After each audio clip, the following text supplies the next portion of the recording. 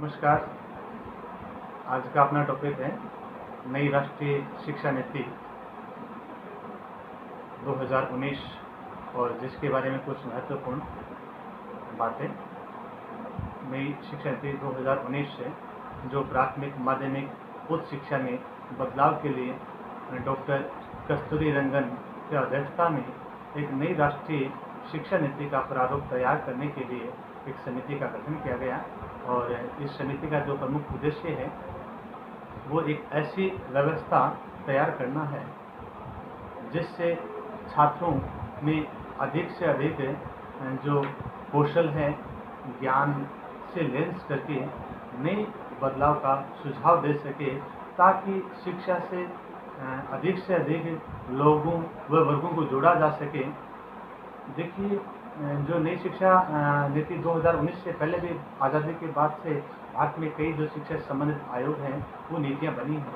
जैसे 1948 में राधाकृष्ण आयोग है, 1953 में माध्यमिक शिक्षा आयोग जो मुदालियर आयोग के नाम से भी जाना जाता है, 1953 में यूजीसी की स्थापना होती है, 1961 के अंदर एनसीईआरटी की स्थापना होती है और 1968 में दौलत सिंह कोठारी आयोग जो कोठारी कमीशन के नाम से जाना जाता है उसका गठन होता है। और महत्वपूर्ण बात है कि जो शिक्षा वर्तमान में एक समवर्ती सूची का विषय है जो पहले राज्य सूची का विषय था और 42वां संविधान संशोधन 1976 के तहत इसको समवर्ती सूची में शामिल किया गया। और नई जो शिक्षा नीति 1986 के अंदर से लागू होती है। उसके बाद में 1992 में जो आचार्य राममूर्ति समिति का गठन होता है। तो मैं जहाँ तक समझता हूँ जो नई शिक्षा नीति 2019 है, ये जो शिक्षा जो नीति है जो विद्यार्थियों के बहुमुखी विकास में महत्वपूर्ण है, सर्वांगीण विकास में। इस शिक्षा के अंतर्गत टेक्निकल शिक्षा है वह ऑनलाइन बच्चों का जो मूल्यांकन की व्यवस्था पर बल दिया गया है। इस शिक्षा व्यवस्था के अंदर 10+2 को समाप्त किया गया है और 5+3+3 और पाठ्यक्रम को लागू करने का सुझाव दिया गया है। इस शिक्षा व्यवस्था के अंतर्गत जो उच्च शिक्षा है उसके अंतर्गत भी काफ़ी बदलाव लाया गया है। और जैसे जो बीएड 2 वर्षीय जो पाठ्यक्रम है उसकी जगह है 4 ईयर इंटीग्रेटेड बीएड कोर्सेज हैं, 2 ईयर बीएड कोर्सेज हैं और 1 ईयर बीएड कोर्सेज का प्रावधान भी इसके अंदर किया गया है। तो इसकी जो कुछ महत्वपूर्ण जो बातें हैं वो अभी हम समझेंगे। नई शिक्षा नीति जिसके अंतर्गत उच्च शिक्षा में बहुत कुछ बदलाव किया गया है, बहुत कुछ परिवर्तन लाया गया है। क्या क्या परिवर्तन है एक नजर उसमें। दोस्तों, आज की जो ग्रेजुएशन है उसके अंतर्गत कोई बच्चा जो भाग लेता है और 1 साल के बाद में वह पढ़ाई छोड़ देता है कॉलेज की, तो उसको डिग्री हासिल नहीं होती है। परंतु नई शिक्षा नीति के तहत इसमें जो बदलाव किया गया है, क्या बदलाव है, ग्रेजुएशन में 3 या 4 साल की डिग्री मल्टीपल एंट्री और एग्जिट सिस्टम यानी बहुस्तरीय प्रवेश एवं निकासी व्यवस्था को लागू किया गया है। क्या है ये व्यवस्था? इस व्यवस्था के अंतर्गत जिस विद्यार्थी ने ग्रेजुएशन में 1 साल पढ़ाई की तो 1 साल के पश्चात उसको सर्टिफिकेट मिलेगा। अगर 2 साल उसने ग्रेजुएशन की पढ़ाई की तो उसको डिप्लोमा मिलेगा। अगर 3 साल की उसने ग्रेजुएशन की पढ़ाई की तो उसको डिग्री मिलेगी। परंतु यह डिग्री उन विद्यार्थियों के लिए है जिसने 3 साल का कोर्स किया है। वो डिग्री उन विद्यार्थियों के लिए है जिन्हें हायर एजुकेशन में नहीं जाना है या किसी प्रकार के शोध में भाग नहीं लेना है। जिन्हें हायर एजुकेशन में जाना है या शोध में जाना है, ऐसे विद्यार्थियों को 4 साल की डिग्री के पश्चात 1 साल का जो मास्टर डिग्री उन्हें लेना होगा और जिसके लिए 5 साल का संयुक्त ग्रेजुएशन मास्टर कोर्स है वो लाया जाएगा। तो 5 साल का संयुक्त मास्टर कोर्स करने के पश्चात विद्यार्थी हैं वो बगैर एमफिल के सीधे पीएचडी में जा सकते हैं। नई शिक्षा नीति के अंतर्गत एमफिल को खत्म किया गया है। अब छात्र एमफिल नहीं कर सकेंगे। अब छात्र ग्रेजुएशन, पोस्ट ग्रेजुएशन, उसके पश्चात सीधे पीएचडी करेंगे। 4 साल ग्रेजुएशन, 1 साल मास्टर डिग्री, उसके पश्चात सीधा पीएचडी कर सकेंगे। नई शिक्षा नीति के तहत जो बीएड है वो 4 साल की बीएड है, 2 साल की बीएड है और 1 साल की बीएड की व्यवस्था इसके अंदर की गई है। 4 साल के इंटीग्रेटेड कोर्सेज जिसमें बीएड है वो ग्रेजुएशन के साथ साथ में 1 साल में उसकी बीएड की डिग्री भी उसको मिल जाएगी। और ग्रेजुएशन करने के पश्चात में वह बीएड करता है तो उसकी बीएड है वो 2 साल की होगी, और मास्टर डिग्री के पश्चात वह बीएड कर रहा है तो उसको 1 साल में बीएड करनी होगी। यानी 12वीं के पश्चात 4 साल की, ग्रेजुएशन के पश्चात 2 साल की और पोस्ट ग्रेजुएशन के पश्चात 1 साल की बीएड होगी। कॉलेजों की फीस पर नियंत्रण, नई शिक्षा नीति के अंदर कॉलेजों की जो फीस है उस पर नियंत्रण की बात भी कही गई है।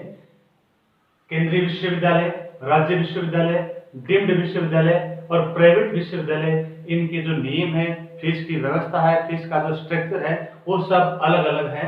तो भविष्य में इन सभी जो विश्वविद्यालय हैं, चाहे वो केंद्रीय विश्वविद्यालय हो, चाहे वो राज्य विश्वविद्यालय हो, चाहे वो डीम्ड विश्वविद्यालय हो, चाहे वो प्राइवेट विश्वविद्यालय हो, इन सबके जो एक नियम एक समान होंगे। उसके पश्चात उच्च शिक्षा विशेष सामाजिक और आर्थिक रूप से वंचित क्षेत्रों तक पहुंच नहीं पाती है, जिसकी वजह से ग्रास एनरोलमेंट रेशियो अभी तक 25% तक ही पहुंच पाया है। अतः 2035 तक ग्रास एनरोलमेंट रेशियो GER को 50% तक करने का लक्ष्य रखा गया है। नए बदलाव, आज हम नई शिक्षा नीति 2019 में क्या क्या बदलाव किए गए हैं उसको हम पढ़ेंगे।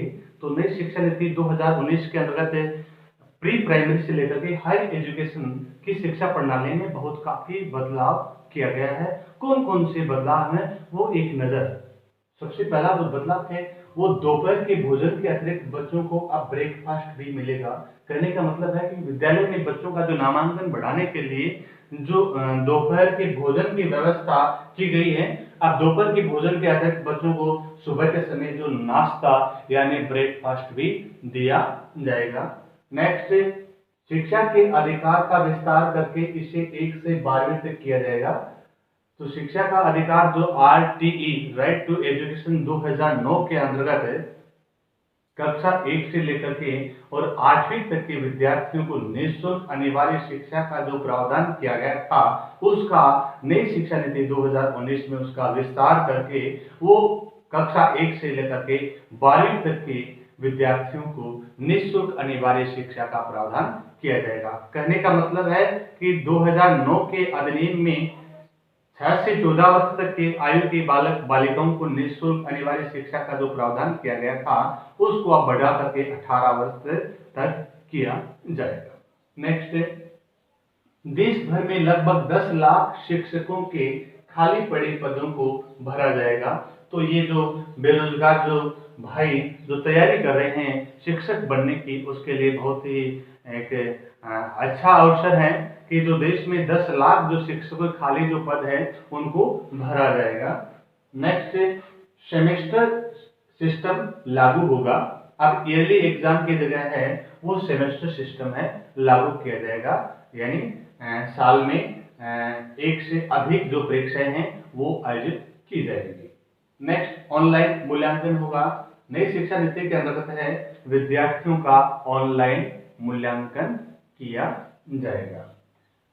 नेक्स्ट, टीचर नियुक्ति में साक्षात्कार अवश्य लिया जाएगा। तो नई शिक्षा नीति के अंतर्गत ये सबसे जो बड़ा जो बदलाव किया जा रहा है वो है कि शिक्षकों की जो नियुक्ति है वो न केवल प्रतियोगिता परीक्षा के आधार पर ही उनकी नियुक्ति होगी, बल्कि प्रतियोगिता परीक्षा के साथ साथ में उनका साक्षात्कार के आधार पर उनकी नियुक्ति होगी। तो यहाँ ये बात है जो नई शिक्षा नीति के अंदर ये साक्षात्कार है वो शिक्षा में भ्रष्टाचार को फैलाएगा। तो ये नई शिक्षा नीति के अंदर जो बदलाव है, जहां तक मेरी जो राय है उसमें सही नहीं है। साक्षात्कार नहीं होना चाहिए, साक्षात्कार की जगह है जो प्रतियोगिता परीक्षा का ही आयोजन किया जाना चाहिए। नेक्स्ट है प्रमोशन में भी विभागीय परीक्षा का आयोजन किया जाएगा। तो दोस्तों जो प्रमोशन जो होते थे अब तक वो विभागीय स्तर या विभागीय नियुक्ति के आधार पर किए जाते थे, और विभागीय नियुक्ति सीनियरिटी के आधार पर है जो प्रमोशन होते थे। लेकिन अब नई शिक्षा नीति के अंतर्गत है वो विभागीय जो सीनियरिटी की जगह है विभागीय परीक्षा का आयोजन कराया जाएगा, और उस परीक्षा में जो सफल होंगे उन्हीं का ही प्रमोशन किया जाएगा। ये बहुत अच्छी बात है। नेक्स्ट जो परिवर्तन है वो गांव में तैनात शिक्षकों के लिए विशेष भत्ते। तो नई शिक्षा नीति के अंतर्गत जो शिक्षक गांव में नौकरी करते हैं उनको विशेष जो भत्ते की जो सुविधा दी जाएगी, न कि शहर में जो नियुक्त शिक्षक है उनको ये भत्ते नहीं दिए जाएंगे। नेक्स्ट शिक्षकों के तबादले बहुत जरूरी होने पर ही होंगे।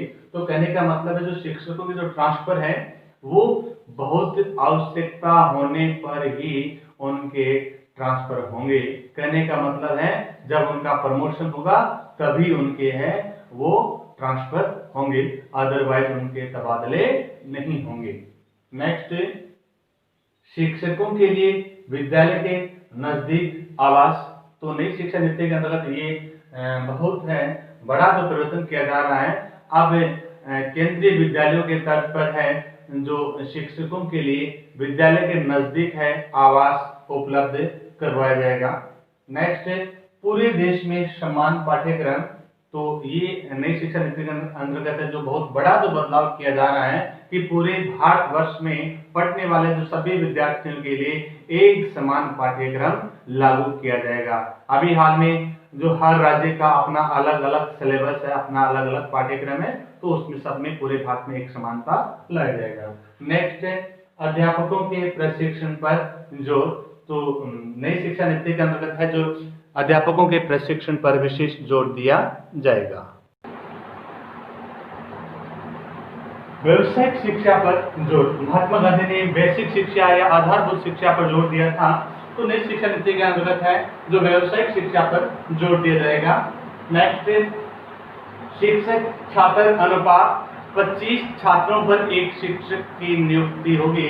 तो दोस्तों ये जो शिक्षा नीति 2009 में परिवर्तन किया गया है कि जहां 30 छात्रों पर एक शिक्षक की नियुक्ति का प्रावधान किया गया था, उसमें बदलाव करके अब सिर्फ 25 छात्रों पर एक शिक्षक की नियुक्ति की जाएगी। कहने का मतलब है कि अब और ज्यादा शिक्षकों की आवश्यकता पड़ेगी।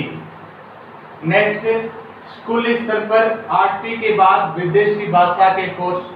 तो ये भी बहुत बड़ा परिवर्तन किया गया है इसमें कि स्कूली शिक्षा 8वीं के बाद में विद्यार्थी है वो किसी विदेशी भाषा का कोर्स भी कर सकता है। नेक्स्ट निजी स्कूलों पर पहले से ज्यादा नियंत्रण होंगे। तो नई शिक्षा नीति के अंतर्गत जो निजी जो प्राइवेट स्कूल हैं उन पर ज्यादा प्रतिबंध है वो लगाया जाएगा। नेक्स्ट निजी स्कूलों के नामों में पब्लिक शब्द का इस्तेमाल नहीं कर सकेंगे।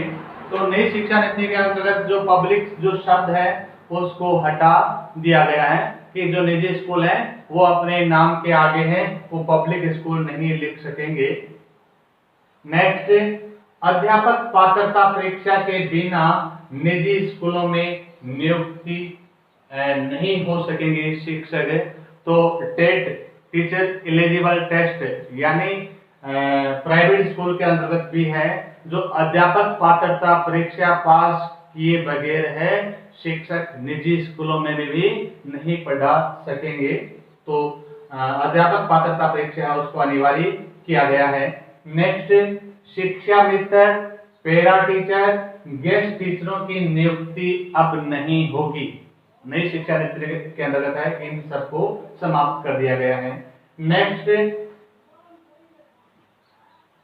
गैर शैक्षणिक कार्यों से मुक्ति।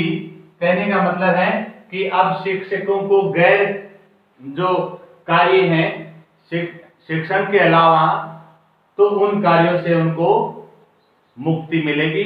अब शिक्षक ओनली जो चुनाव जो ड्यूटी है या कोई आपातकालीन स्थिति में उसकी ड्यूटी लगाई जा सकती है। जो बीएलओ का जो कार्य है उस वो कार्य है से शिक्षकों को मुक्त किया जाएगा। तो अन्य जो गैर शैक्षणिक कार्य हैं उनसे अध्यापकों को मुक्ति मिलेगी। नेक्स्ट स्कूल प्रबंध समिति अब निजी स्कूलों में भी गठित की जाएगी। SMC school management committee school प्रबंध समिति है, अब वो समिति प्राइवेट स्कूल है उस पर भी इसको लागू किया जाएगा। और नेक्स्ट है राष्ट्रीय शिक्षा आयोग की स्थापना है वो की जाएगी। नेक्स्ट, शिक्षा को अनिवार्य और 100% साक्षरता दर हासिल करने का लक्ष्य रखा गया है नई शिक्षा नीति के अंतर्गत। Next, SSRA state school regulatory authority अब बनेगी जिसके चीफ शिक्षा विभाग से जुड़े होंगे। नेक्स्ट, स्कूलों में SMC और SDMC के साथ SCMC यानी स्कूल कॉम्प्लेक्स मैनेजमेंट कमेटी बनाई जाएगी। नई ट्रांसफर पॉलिसी आएगी जिसमें ट्रांसफर लगभग बंद हो जाएंगे, सिर्फ ट्रांसफर है वो पदोन्नति पर ही किए जाएंगे। स्थानीय भाषा शिक्षा का माध्यम होगा। विज्ञान और गणित को बढ़ावा दिया जाएगा। अब प्रत्येक सीनियर सेकेंडरी स्कूल में विज्ञान और गणित अनिवार्य विषय के रूप में पढ़ाए जाएंगे। नई शिक्षा नीति के तहत अब 10+2 है खत्म हो जाएगा और उसकी जगह है 5+3+3+4 शिक्षा प्रणाली है वो लागू की जाएगी। 5 है जिसमें पहले के जो 5 वर्ष हैं उसमें प्राइमरी स्कूल के होंगे, जिसमें कक्षा 1 और कक्षा 2 में फाउंडेशन स्टेज शामिल होंगे और अगले जो 3 साल है वो कक्षा 3 से 5 तक के होंगे। तो ये पहला स्टेज है जो 5 साल का है, जो प्री प्राइमरी स्कूल के नाम से जाना जाएगा।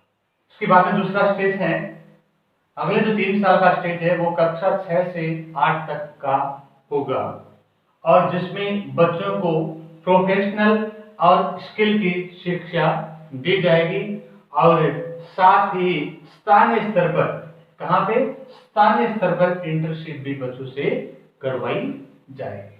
उसके बाद में नेक्स्ट जो चौथा जो स्टेज है ये 4 साल का होगा और ये कक्षा 9 से लेकर के 12 तक का होगा और 9 से लेकर के 12 तक का स्टेज है। इस स्टेज के अंतर्गत है विद्यार्थियों को अपना विषय चुनने की स्वतंत्रता होगी। कहने का मतलब है इससे पहले की जो शिक्षा व्यवस्था है जिसके अंतर्गत है कक्षा 10 तक स्थानीय पाठ्यक्रम होता है, अर्थात विद्यार्थी 11वीं कक्षा में अपना विषय चुनता है, लेकिन अब नई शिक्षा नीति के तहत विद्यार्थी कक्षा 9 में आते ही अपना विषय चुन लेगा कि उसको आर्ट्स में जाना है, साइंस में जाना है, कॉमर्स में जाना है या अन्य किसी विषय को उसको लेना है। कहने का मतलब है अब नई शिक्षा नीति के अंतर्गत गणित और विज्ञान एक अनिवार्य विषय के रूप में कक्षा 12वीं तक पढ़ाए जाएंगे और इसके साथ में ही विद्यार्थी को स्वतंत्रता होगी कि वह फैशन डिजाइनिंग भी पढ़ने की उसको आजादी होगी। तो ये इसके अंतर्गत जो बदलाव है वो किया जा रहा है। नई शिक्षा नीति के अंतर्गत कक्षा 3, 5, 8 में परीक्षाएं होंगी और जबकि 10वीं और 12वीं की जो बोर्ड परीक्षाएं हैं वो बदले स्वरूप के अंतर्गत होंगी। उसके बाद में ECCE yearly childhood care and education, इसके अंतर्गत प्री प्राइमरी शिक्षा आंगनबाड़ी स्कूलों के माध्यम से दी जाएगी, अर्थात आंगनबाड़ी केंद्रों को प्रारंभिक स्कूलों के साथ स्थापित किया जाएगा। यानी आंगनबाड़ी केंद्र है वो प्रारंभिक जो प्राथमिक विद्यालय है उसके अंतर्गत नहीं थे, उसको अलग स्थापित किया गया था, लेकिन अब नई शिक्षा नीति के अंतर्गत है आंगनबाड़ी केंद्रों को भी प्रारंभिक स्कूलों के साथ में जोड़ा जाएगा, उसके माध्यम से बच्चों को शिक्षा दी जाएगी। नई शिक्षा नीति के तहत तकनीकी के इस्तेमाल पर विशेष ध्यान दिया जाएगा। प्री प्राइमरी शिक्षा के तहत विशेष पाठ्यक्रम तैयार किया जाएगा और जिसका जो 2025 का जो लक्ष्य जो रखा गया है कि 2025 तक 3 से 6 वर्ष तक के बच्चों को मूलभूत साक्षरता तथा अंक ज्ञान सुनिश्चित किया जाएगा।